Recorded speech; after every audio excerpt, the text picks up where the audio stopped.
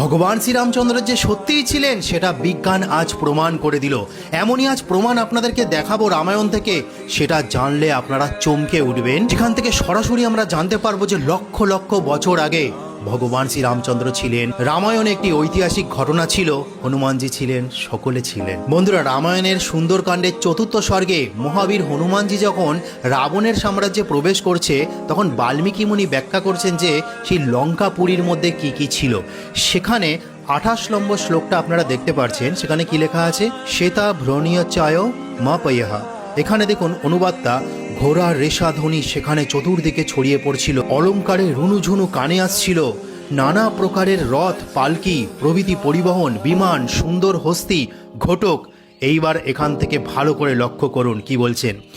শ্বেত শুভ্র মেঘের তুল্য, বৃষ্টি আসার পূর্বে যে কালো ধূসর বর্ণের মেঘে আকাশ ঢেকে যায়, সেই শ্বেত শুভ্র মেঘের তুল্য, চতুর্দন্তযুক্ত সুসজ্জিত হস্তি, চতুর্দন্তযুক্ত সুসজ্জিত হস্তি। ভালো করে লক্ষ্য করুন, অর্থাৎ 4 দাঁতওয়ালা হাতির কথা বলছেন।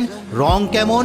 কালো ধূসর বর্ণে। তাহলে লক্ষ লক্ষ বছর আগে রামায়ণ থেকে আমরা প্রমাণ পাচ্ছি যে চতুর্দন্ত বিশিষ্ট হাতির কথা এখানে উল্লেখ করা হয়েছে, তাও আবার কালো ধূসর বর্ণের, যেরকম একটি হাতির গায়ের রং হয়।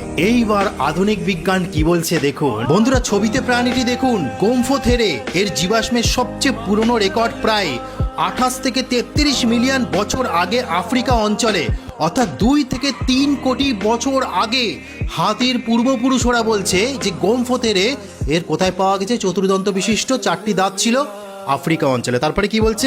দক্ষিণ আমেরিকা থেকে এদের জীবাশ্ম পাওয়া গেছে প্রায় 2.5 মিলিয়ন বছর আগে, অর্থাৎ 25 লক্ষ বছর আগে দক্ষিণ আমেরিকা থেকে এদের জীবাশ্ম পাওয়া গেছে। উত্তর ও মধ্য আমেরিকার সবচেয়ে শেষ জীবাশ্ম পাওয়া গেছে প্রায় 13,400 বছর আগে। এই দৃশ্য, এই ফসিল ছবির আবিষ্কার করে আধুনিক বিজ্ঞান বলছে পৃথিবীতে সত্যিই ছিল এমন এক প্রজাতি যাদের 4টি বড় দাঁত ছিল। এদের বলা হয় গোমফোথেরে। তারা ছিল হাতির পূর্বপুরুষ। উপরে 2টো এবং নিচে 2টি মিলিয়ে মোট 4টি নখরি দাঁত ছিল।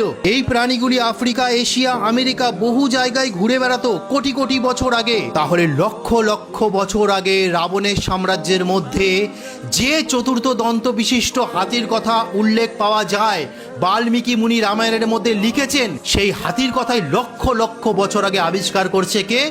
বিজ্ঞান। তাহলে যারা বলে রামায়ণ কাল্পনিক, আজকের বাম, ভীম থেকে শুরু করে যুক্তিবাদী নাস্তিকরা সকলে মিলে প্রচার করছে রামায়ণ একটি কাল্পনিক চরিত্র, ভগবান শ্রী রামচন্দ্র একটি কাল্পনিক চরিত্র, তারা কি এই বিজ্ঞানের আবিষ্কার গোমফোথেরে হাতির কথাও কি অস্বীকার করবেন? তাকেও কাল্পনিক মনে করবেন? প্রশ্ন থাকলো তাদের কাছে।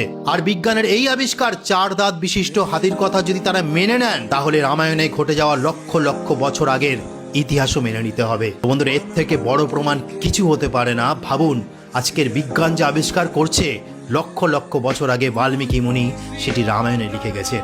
তো আজকে বলার ছিল, জয় শ্রীরাম।